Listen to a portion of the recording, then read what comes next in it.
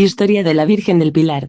La tradición, tal como ha surgido de unos documentos del siglo X y que se conservan en la Catedral de Zaragoza, se remonta a la época inmediatamente posterior a la ascensión de Jesucristo, cuando los apóstoles, fortalecidos con el Espíritu Santo, predicaban el Evangelio. Se dice que, por entonces, 40 anno Domini, el apóstol Santiago el Mayor, hermano de San Juan e hijo de Zebedeo, predicaba en España. Aquellas tierras no habían recibido el Evangelio, por lo que se encontraban atadas al paganismo. Santiago obtuvo la bendición de la Santísima Virgen para su misión. Los documentos dicen textualmente que Santiago, pasando por Asturias, llegó con sus nuevos discípulos a través de Galicia y de Castilla, hasta Aragón, el territorio que se llamaba Celtiberia, donde está situada la ciudad de Zaragoza, en las riberas del Ebro. Allí predicó Santiago muchos días y, entre los muchos convertidos eligió como acompañantes a 8 hombres, con los cuales trataba de día del reino de Dios, y por la noche, recorría las riberas para tomar algún descanso. En la noche del 2 de enero del año 40, Santiago se encontraba con sus discípulos junto al río Ebro cuando oyó voces de ángeles que cantaban Ave, María, gracia plena y vio aparecer a la Virgen Madre de Cristo, de pie sobre un pilar de mármol.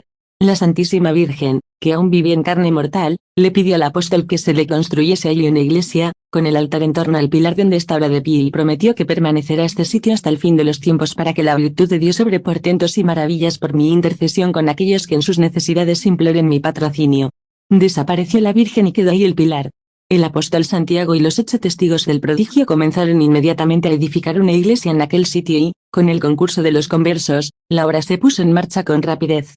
Pero antes que estuviese terminada la iglesia, Santiago ordenó presbítero a uno de sus discípulos para servicio de la misma, la consagró y le dio el título de Santa María del Pilar, antes de regresarse a Judea.